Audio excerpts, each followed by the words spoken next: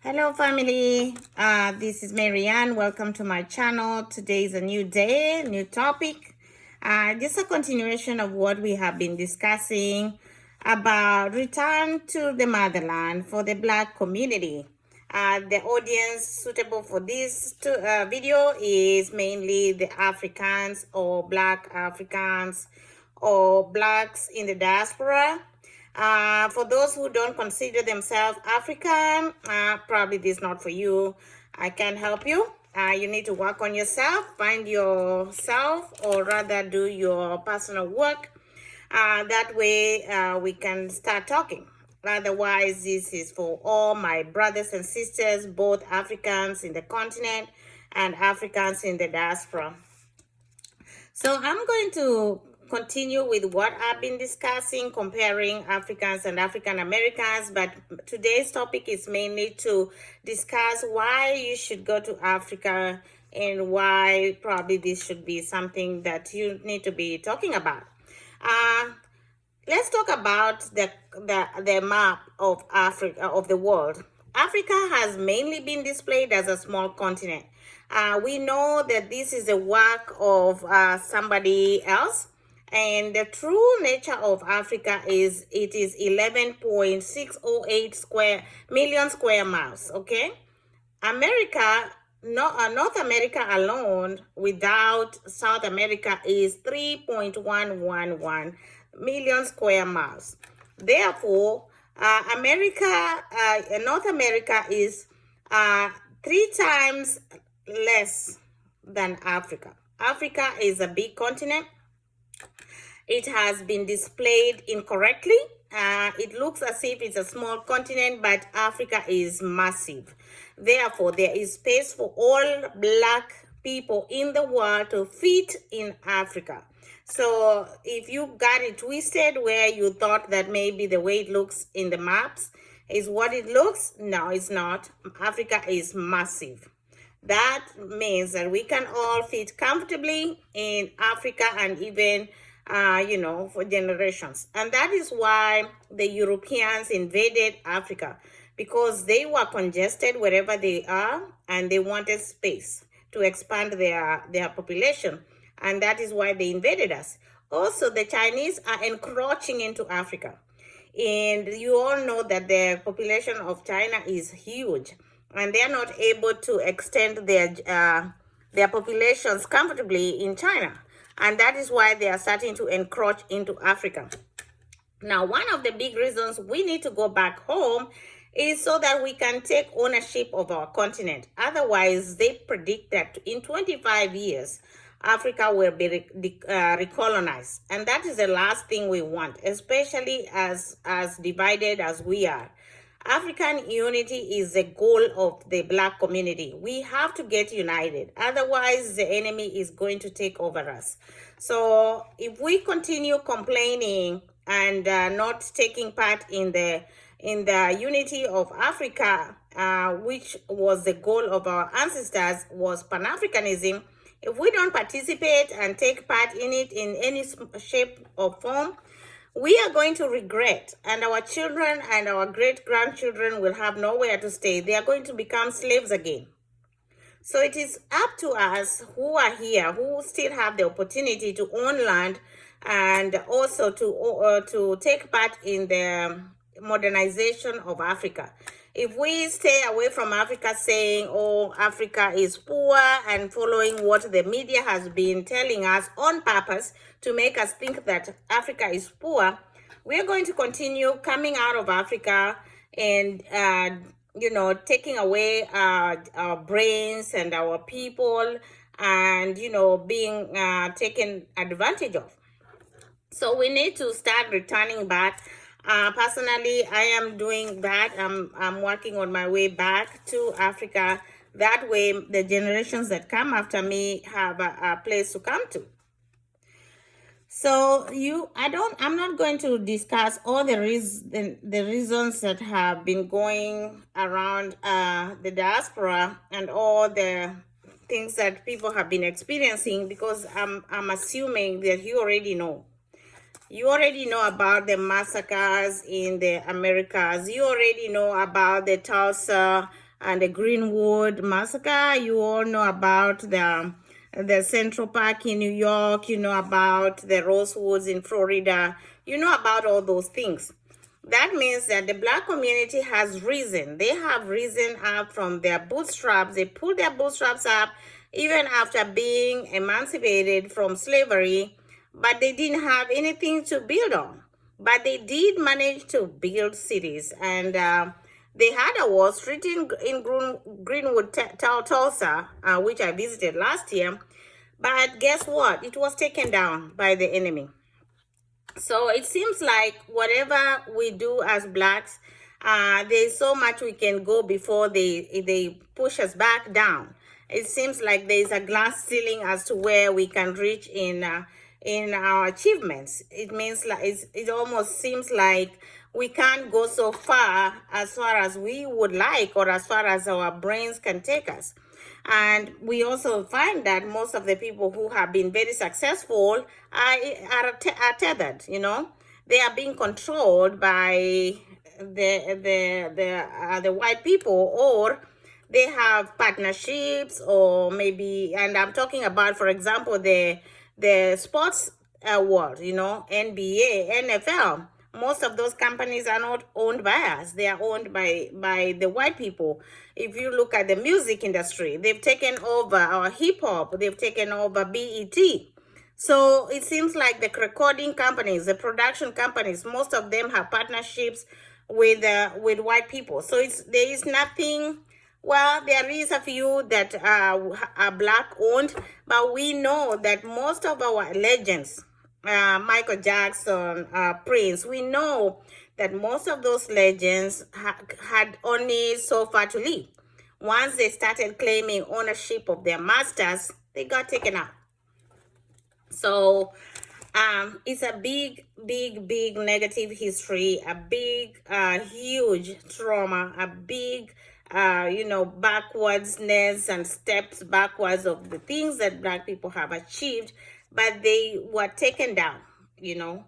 So it seems like there's so much they can do. And if you want to hear it, Dave Chappelle talks about it in his comedy, the reason he had to run away from America and go to South Africa. He talks about stuff like that, you know. Most of the TV series, they are not owned by us, or they are not controlled by us. In any case, the TVs and the radios channels, they are controlled by the white people. So whatever narrative they push is what you're going to hear. And any effort to say the truth gets silenced. Most YouTubers, for example, who have been speaking the truth, they've been silenced. If you start talking too much and sharing truths, you get taken out. Facebook, Twitter shuts you down. So it seems like we don't have a voice, or rather our voices are controlled. And if we are not willing to part our souls and sell our souls with the white people, or with the owners of these big companies, then we don't have a voice. So the only place you can have a voice is back to the motherland, honestly. And we just have to wake up to that realization and come to terms with the reality and accept the truth as it is. You know, that is just how things are. So I'll go about sharing some of my thoughts about why I think that it will be best for most African Americans and Africans in the diaspora to return home. And this is from listening to a lot of conscious leaders sharing, reading books, and listening to of mass media channels that talk about stuff like this, and also seeing for myself, and also talking to the people I relate with and people that I know. So this is from 20 years being in America, and all my life in the rest of my life in Kenya. So I have a long experience about these two continents and how it is. I'm not young, so I do have a big exposure of what has been going on. So I think that most of you will have a peace of mind when you go home, back to motherland.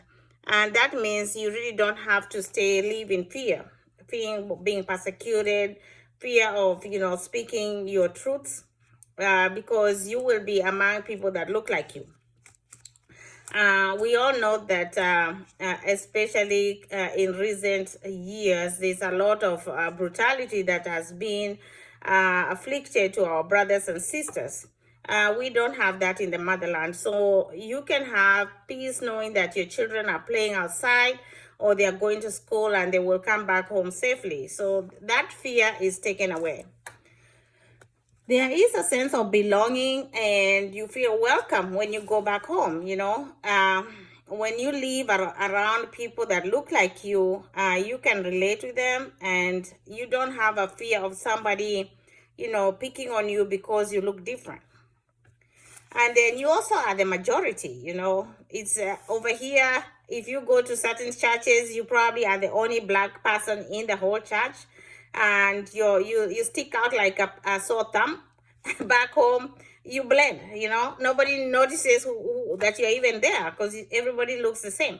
So there's a sense of belonging and you are a part of majority, which feels good. There's no discrimination.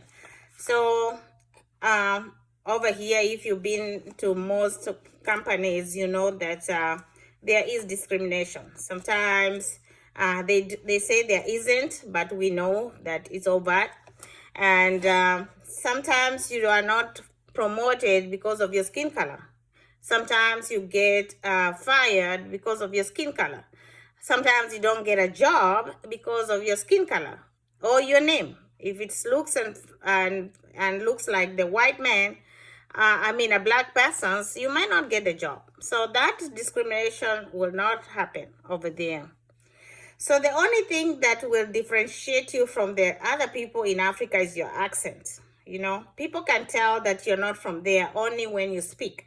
I've watched some YouTube channels where some people are saying, Africa, the people that have ignorance, they say, African Americans look different. No, they don't.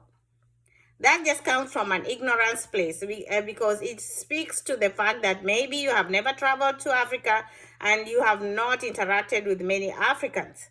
And most Africans, when they're asked, most of them have never seen an African American. I can tell you for sure because I personally had only met one person and I had no idea that she was African American. And she was working with NGO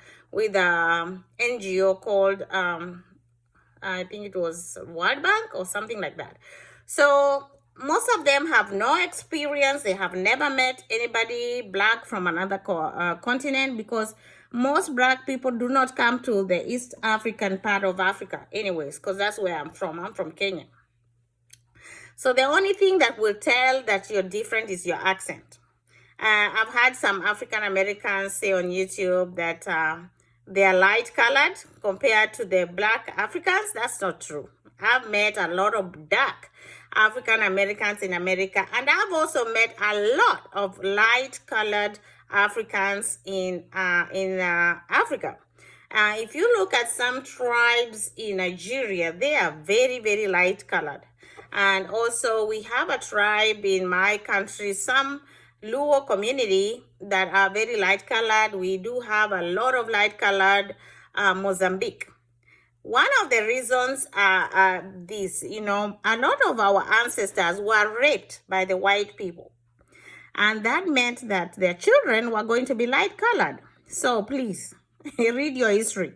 It is not something we need even to be proud of. It is a shame that our ancestors were raped by the white people. It should be a stigma instead of something that we should be proud of. And I did talk about melanin from this book written by Dr. Lyra Africa. So go to my YouTube videos and look for this video. I covered melanin extensively, and what he's trying to say in summary, the people with the highest amount of melanin are superior humans than the ones with less melanin. If you haven't looked at my video, go buy that book and read it. So color is not something that is different. I mean, we do have light-colored African Americans, light-colored Africans. We do have mixed races, biracial or whatever they call it. And this is as a result of intermarriages or rape from our ancestors. So that is a stigma, in my view, that we should not even be proud of. But mixed races is understood, is understandable because they get their color from one parent and mixed with the other parent. So that is the only difference. So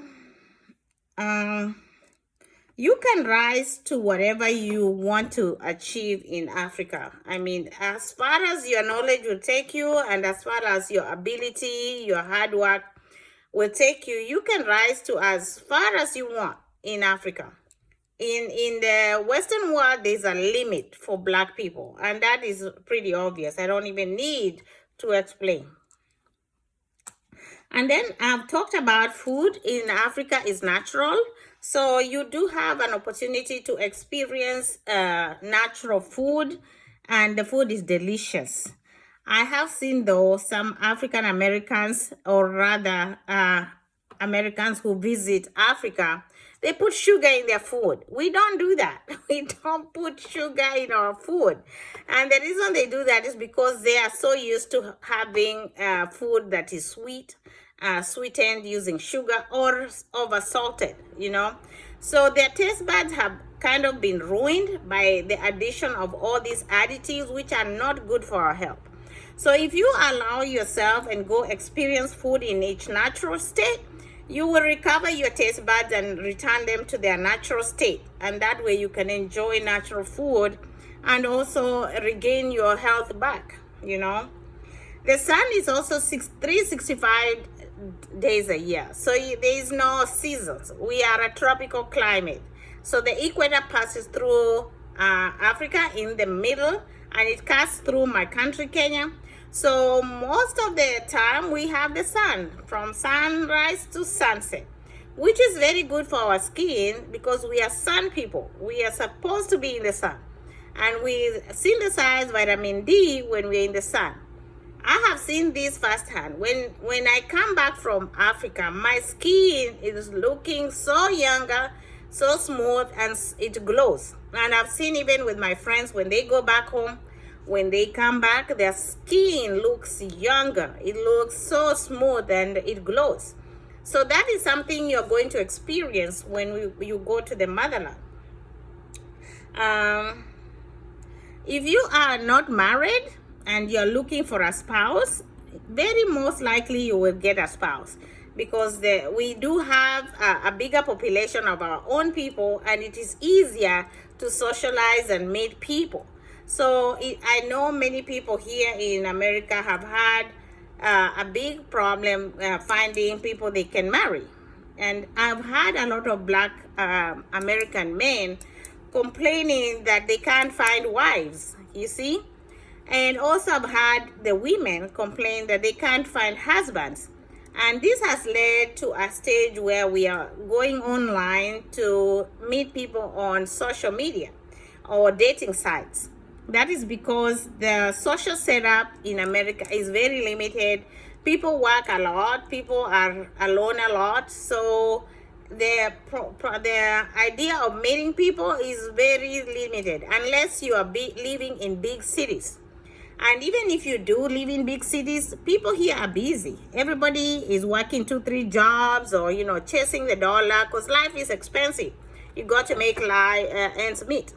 So it becomes very hard to meet people you like, or people that have the same values like you. And people now have resulted in internet dating or online dating sites.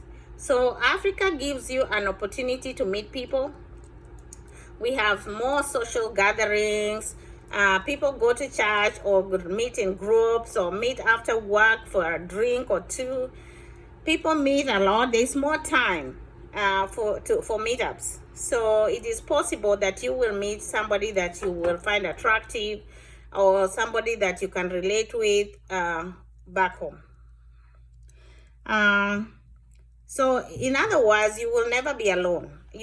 Most people know their neighbors. We are very social people. It is not uncommon to knock on the door next door and get some salt if you run out of salt or sugar or anything. So, or maybe you're cooking up something and you're missing a utensil. you know. It's not uncommon to go next door and borrow a frying pan or a big sufuria. A sufuria is a big pot which we use for cooking. So that is not uncommon. So we are an open door society. People don't have the stigma of leave me alone. It's not uncommon at all. So if somebody knocks on your door and says, it's your neighbor, hey, can I borrow your pot, your cooking pot? I have guests. You give it to them. Or if you have guests and you don't have something, you're missing maybe a chapati pan, you know, the one we use for cooking and frying Doritos, something like that. I will introduce you to foods in Africa, by the way. You give it to them. So it's not uncommon. Or if you have guests and you need extra chairs, you know, maybe on a Saturday there were people that came, you just go next door if you know they have extra chairs and borrow some extra chairs or cups or plates and entertain your guests, wash them and return them, you know. Nothing wrong with that. So we do that. So I find that the life in Africa is very social, and that is the one thing that a lot of Africans miss about being at home. If you ask anybody in America, any African, the social part is the thing they miss the most, you know. We are very social people, and once you African Americans return to motherland, you will just fit right in. Somebody is going to adopt you if you are open-minded, of course. If you're not open-minded and you are close-minded, you want to be alone, probably Africa is not for you, by the way. So don't even bother going. But if you're open-minded, you like to meet people, you will fit right in, you know, because the language, like I said, in Africa, in Kenya, is English and Swahili, and a lot of people speak English. But soon enough, you will start learning the local languages because people are talking around you. Mental illnesses. I know there is some people that suffer depression and illnesses in Africa, but it's not as common as I've had in the first world. It's not as common. Like I said, we are very social, so it is very rare that people are alone and have an opportunity to be depressed unless they choose to. So naturally, you will not be alone. So if you have something going on, most likely you will have somebody you can share with. Of course, if you're willing to share, okay? Suicide rates are not also as high. I don't hear that a lot as far as I was growing, as I was brought up in Africa. It wasn't that common. I have heard of a few incidences. There is incidents, of course, but not as much as I hear it over here. I mean, here it's like every day I hear it, you know. So that is a difference too. Like I have said in my previous video, we don't have guns. So gun violence is not there. You will not hear about it. There is no police brutality. So you can imagine the peace of mind that comes with it, you know.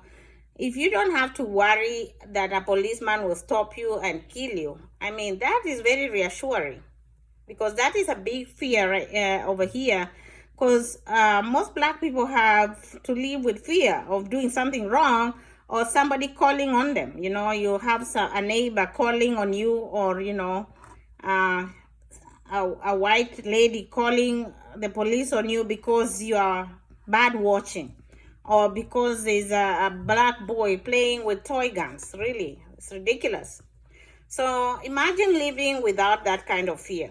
It's very reassuring. We don't use curse words, like I said in my previous video. So the N word, the B word, the A word, you know, those kind of things are not common. You will not hear it in the common community. So if your children are growing in an environment where they can play with other children that look like them without being afraid that they will come home, your children will thrive. You know, there's a possibility that your children will have proper brain development. The thing about fear is that it impacts brain development, and you can be assured that your children can grow up without being impacted by fear, you know. And also your spirit will reconnect with the ancestors. So we all know that life started in Africa. Our ancestors are from Africa, so your spirit will naturally reconnect with the ancestors, and you'll have an opportunity to develop your spirituality. And when I talk about spirituality, we all know what happened to us. Our religion was hijacked. So that is something that most Africans are not yet awake to. We are still suffering religious psychosis and worshiping white Jesus. So our religions, our spirituality, how we worship was hijacked and replaced by the white man religion. So it is about time we all started reconnecting with our true spirituality, studying what our people worshiped, and studying our methods of worship, because they were hijacked and we were given books that are not our own. Recently, a lot of people have started waking up. The ancestors are talking to us. And even what I'm doing right now is not something I would have done in the past. But there is an unction and a push to do what I'm doing. And other people have started speaking up. And it seems like the ancestors are speaking to us, and they are reminding us of who we are. So it is also our responsibility to do our job and do our research and find out how our people worshipped, so we can return to ourselves.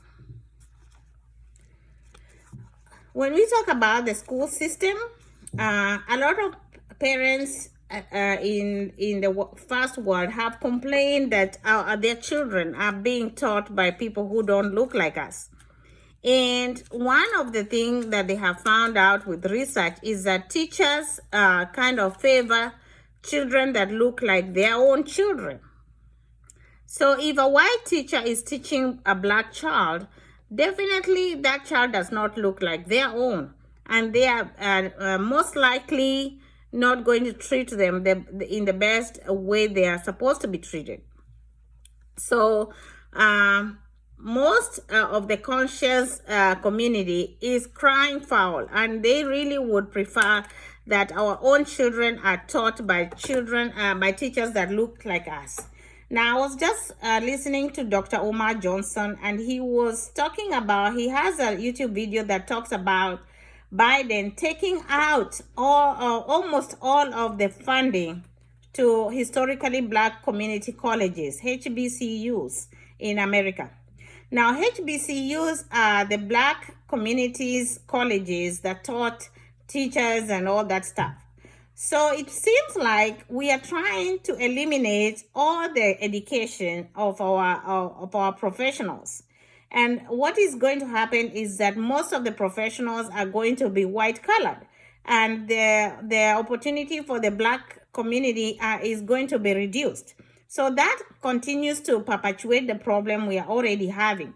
If the black community's children are going to be predominantly educated by white teachers, now that is going to influence who they become and their view of themselves.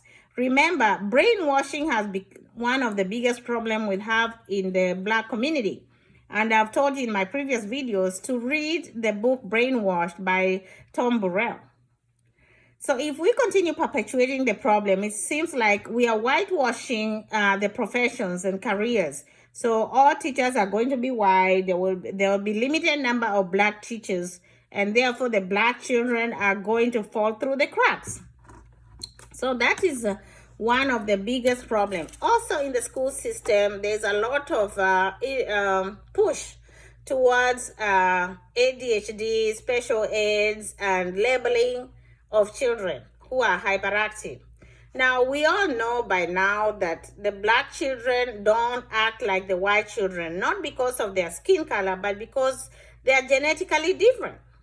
So most black children are educated better in using their hands or using things that encourage their movement, because they are more active. And this is something that I've never heard of when I was in my country. There was never labeling about special ed. There was never special ed in our school. There was no ADHD labeling, no ADD, ODD, all these things.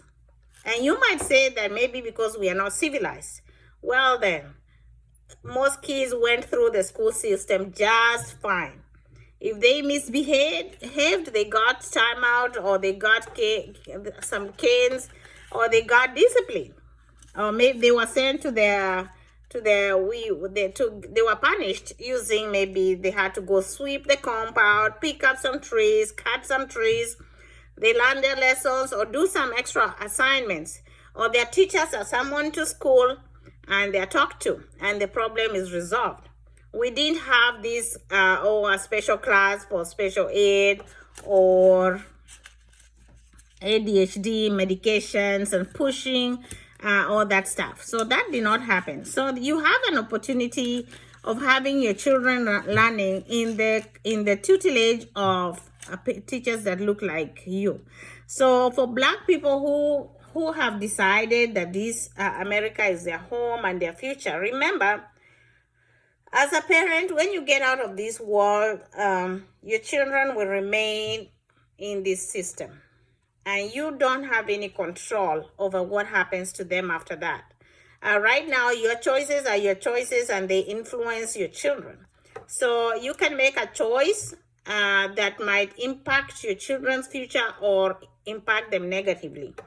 So once you exit this world, you can't protect them.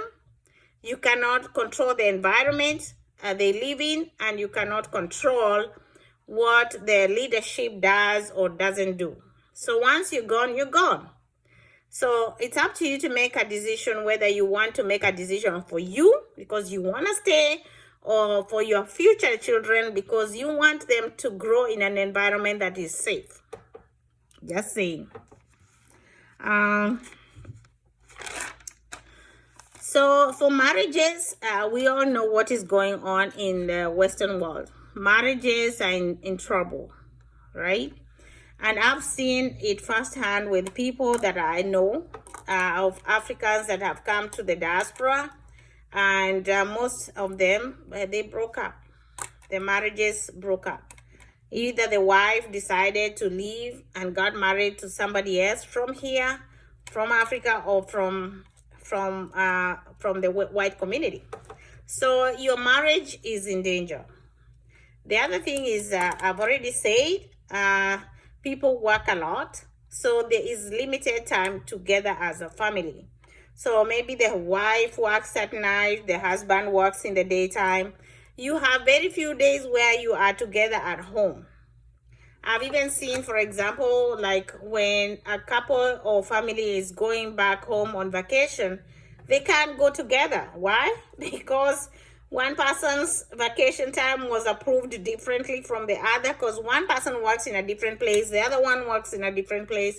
So they really don't care about you guys' vacation. Everybody has to negotiate vacation time on their own. And sometimes it is not exactly at the same time. So you find that the wife goes ahead of the husband, comes back so that the husband can go. Also, you're worried about leaving the house without anybody to watch. So you kind of swap in the middle. You know, imagine that kind of life. Or maybe the husband works at night, the wife works in the daytime, and you have children. So you have to wake up the children, put them in the vehicle, and go swap at the place of work, so that one person can go to work while the other one watches the children. The person working at night doesn't get enough sleep because they have to watch the children while the other one is at work. It's a mess.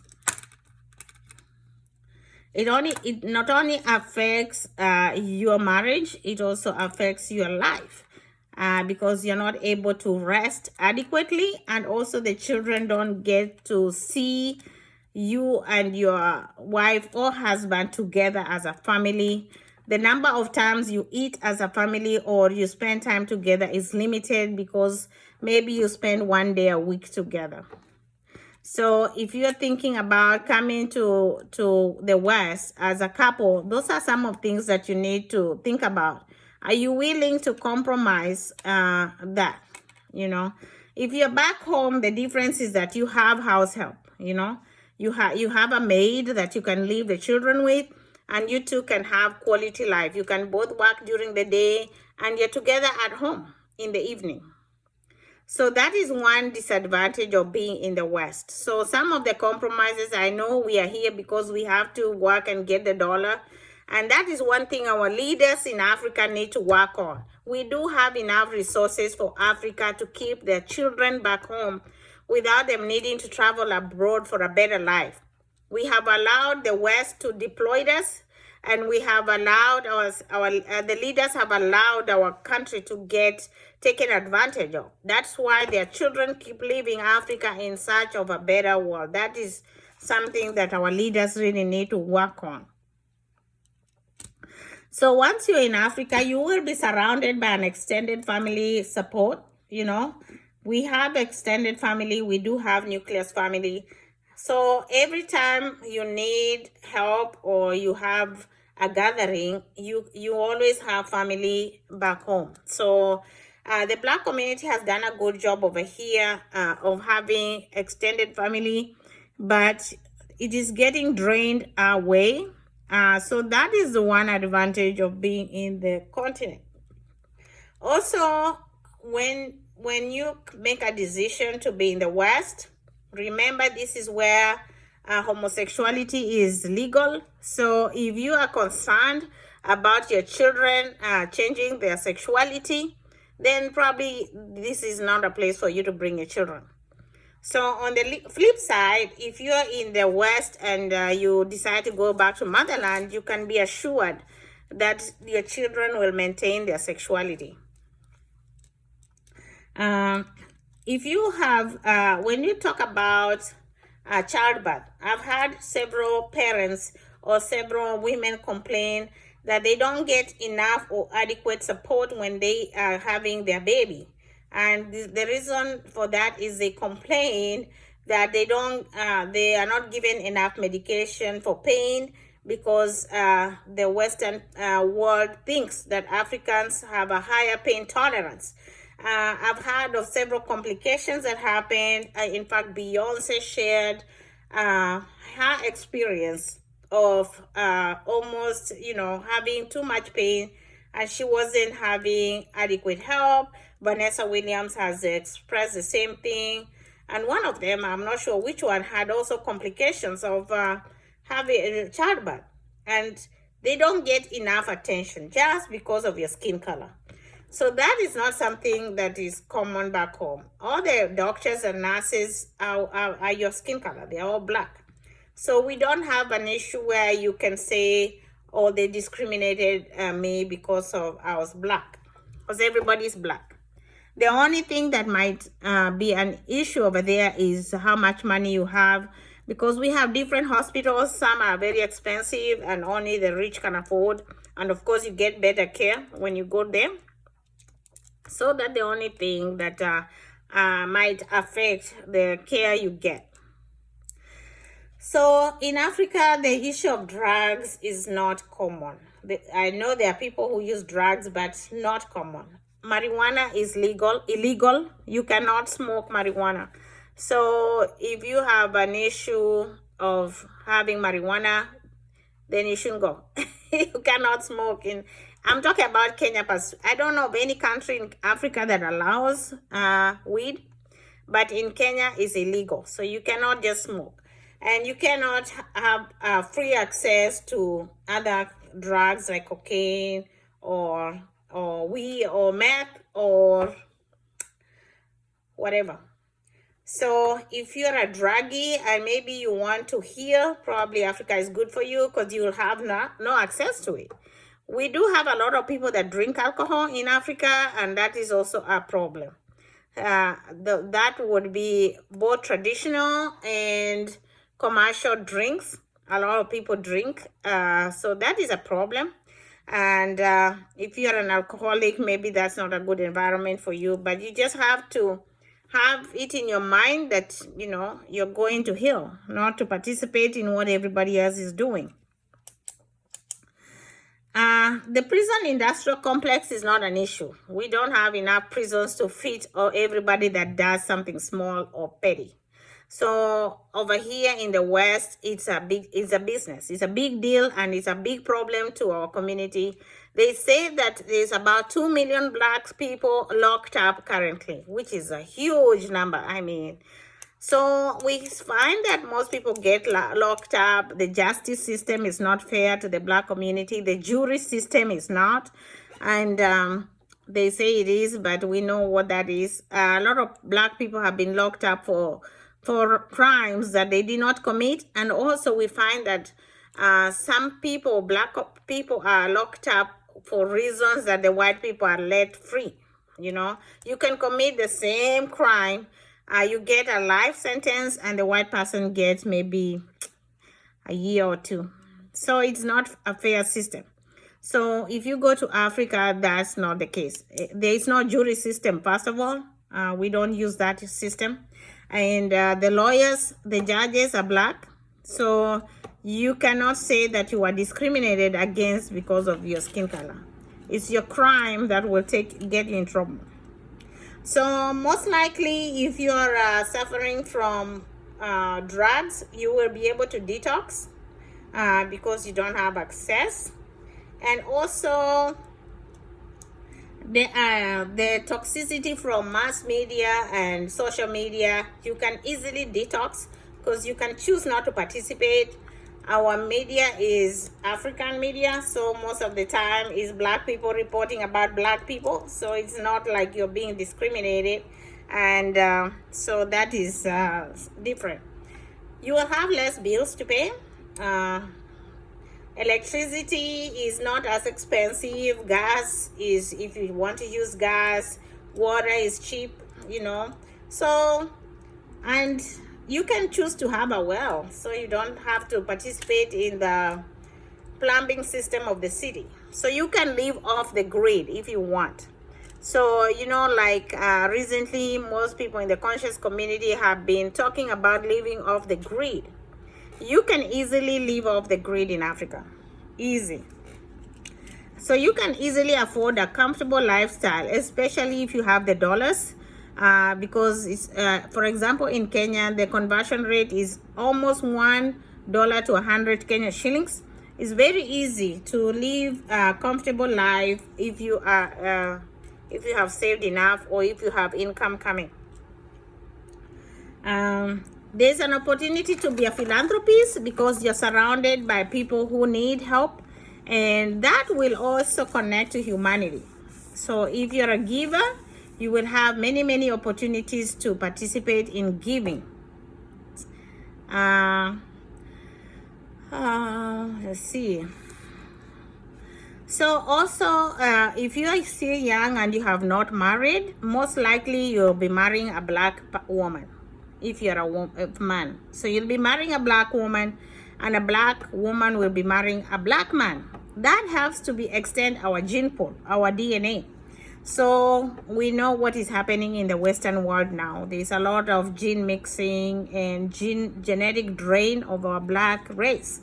So that will help us, all of us, extend our genetic gene pool. You will learn how to grow your own food. Most Africans know how to grow food. I don't know anybody in Africa or in my country, Kenya, who doesn't know how to grow food. We live around farms and agricultural land. I wish the school system in Kenya could return the 4K club that we had. A 4K club was a community in the school system that taught the children how to grow food. So we used to have a garden in the school, and we used to participate in growing food. So you will you learn how to grow food. You will learn to connect with nature and what we call earthing over here. Your feet will touch the soil because not everything is tarmacked. All the roads are not tarmacked. So if you live like in the suburban or in the rural area, you will be stepping on soil, which is good. It's good for you. You will learn how to cook, okay? So most of the food is cooked from scratch. So you learn how to cook. And of course, you learn how to live off the grid. It's easy.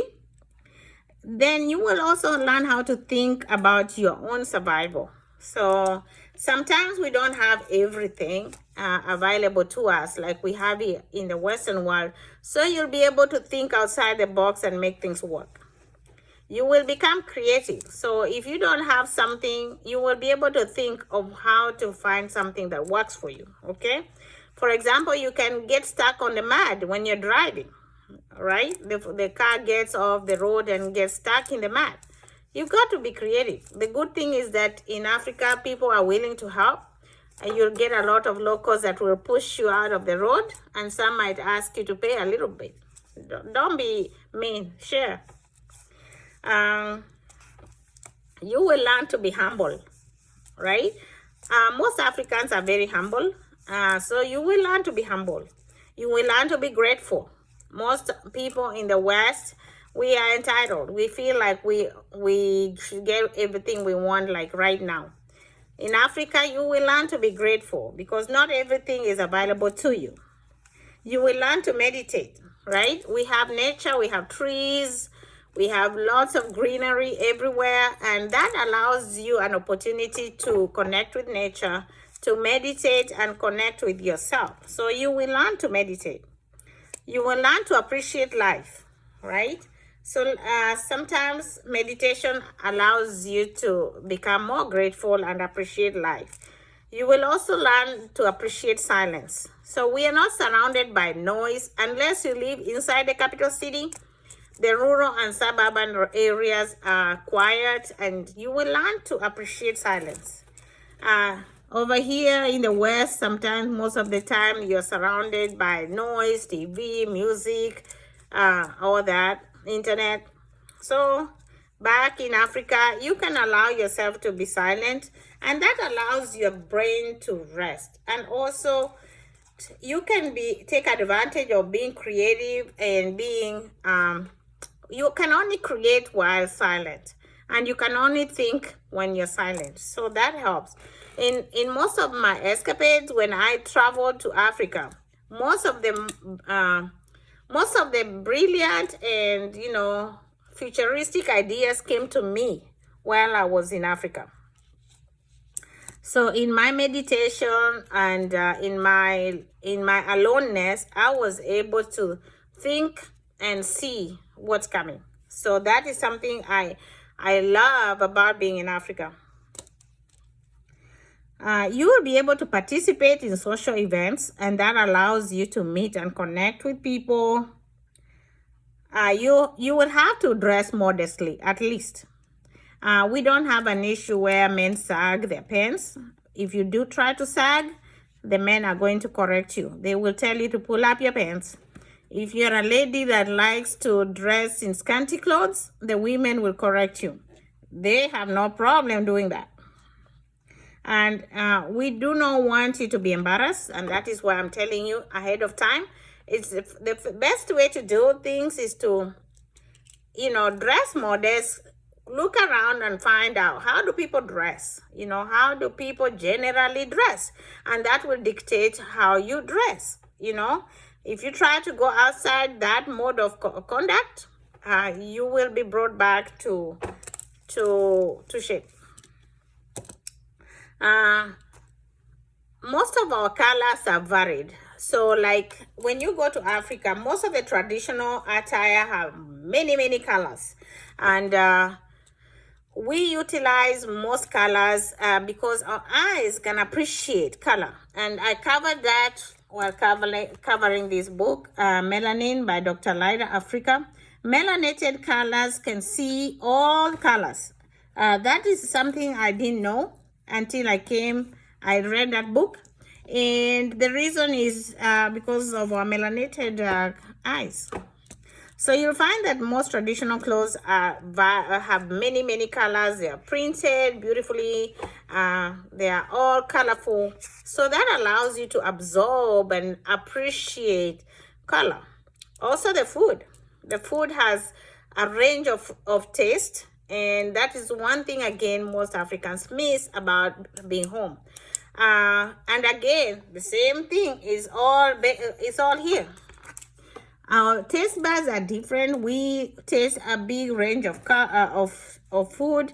The Nigerians like hot food. You know, they put a lot of pepper in their food. The Swahili people did the same.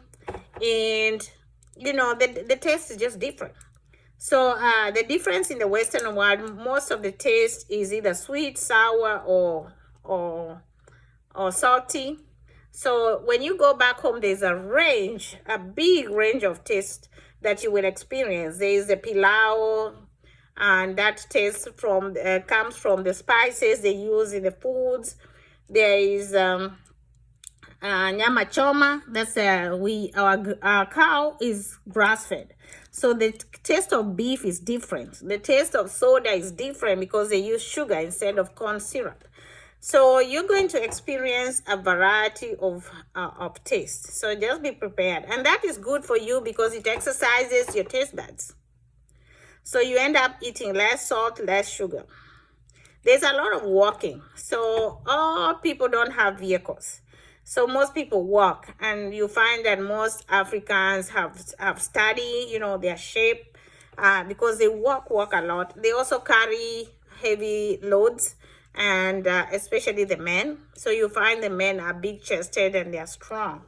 So that is an advantage. Some people who don't like to walk or who don't like to be inconvenienced, they may not like to be in Africa. You will return to yourself. You know, what I mean is you will be able to see things from your own personal point of view without blaming anybody else.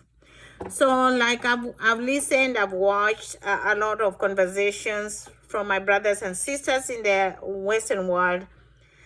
Most of the things most of the things or conversations are related to they, you know, they make us do this, they did this to us, or it's because of them, you know. Obviously, because they have been marginalized and they have been set aside to suffer the consequences. Look at, for example, what is breaking today. Today is January the 9th, 2022.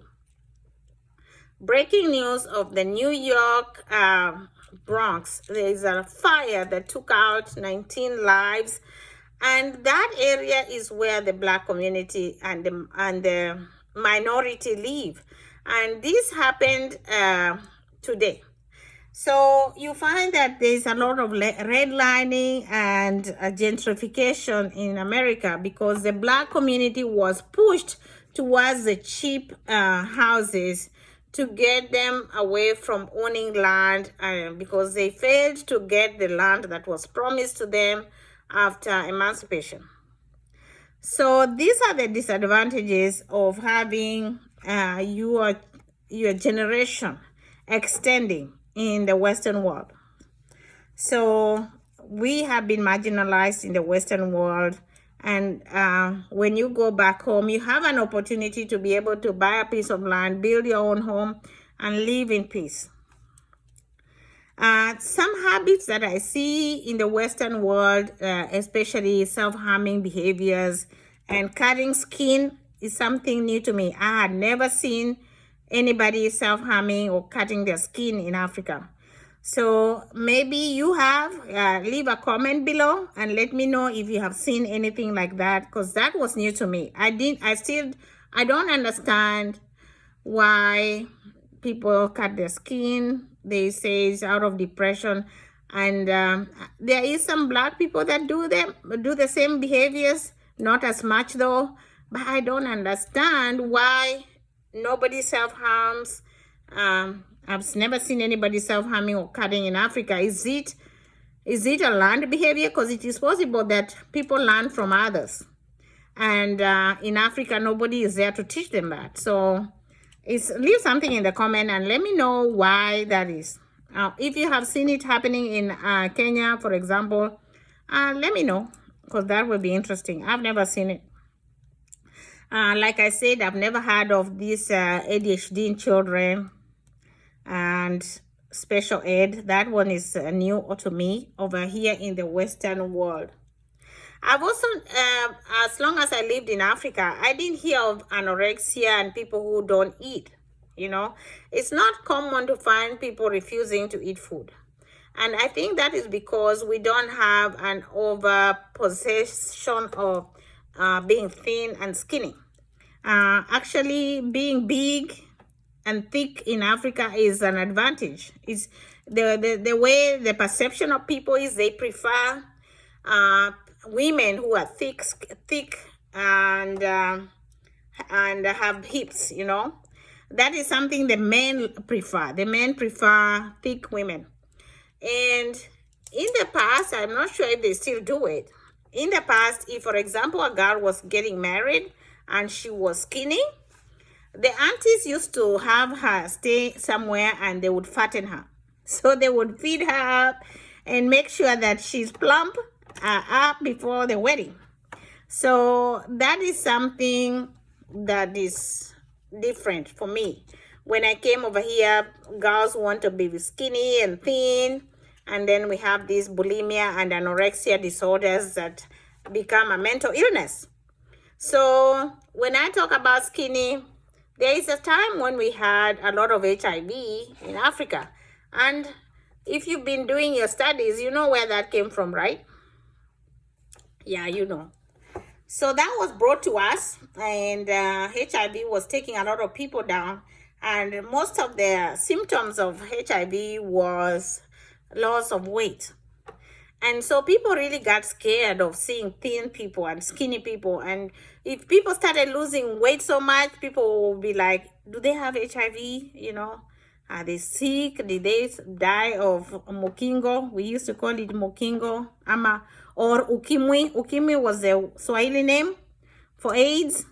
And Mukingo was the Kikuyu name for HIV. So people started associating skinny people with HIV, which became something negative or something scary. So people you don't find many people being obsessed with being skinny. And most African men and women have average weight because, as like I say, they walk a lot. They do chores. The chores are physically demanding because we don't have like washing machine. People have to wash their clothes with their hands. They have to cook. Some women have to go fetch water in the river or in the well, and they have to carry heavy loads of water. They have to carry firewood from the forest. They have to carry food from the farm to the house, or they have to go and dig, you know, physical work at the farm. They have to grow their own food. So you find that people have to work a lot.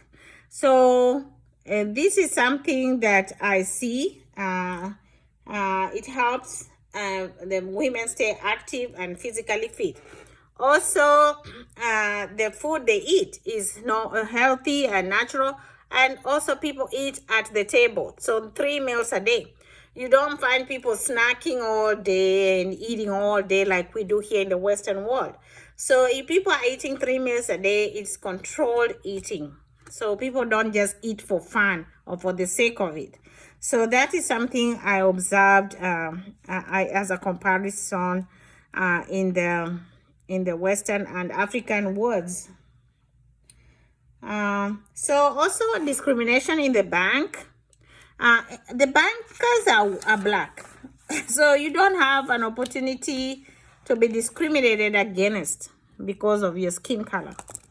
Also, the airport workers and pilots and air hostesses are black. So I've seen and heard of many black people being discriminated against in the airport or while traveling on air. That's not the case back in Africa. So I hope this has helped answer a few questions. I want to stop here so I can cover Maslow's Maslow's pyramid of needs in a separate video. That way this video is not too long. So I'll see you in the next one. Have a good night, have a good morning, or have a good night wherever you are. Thank you.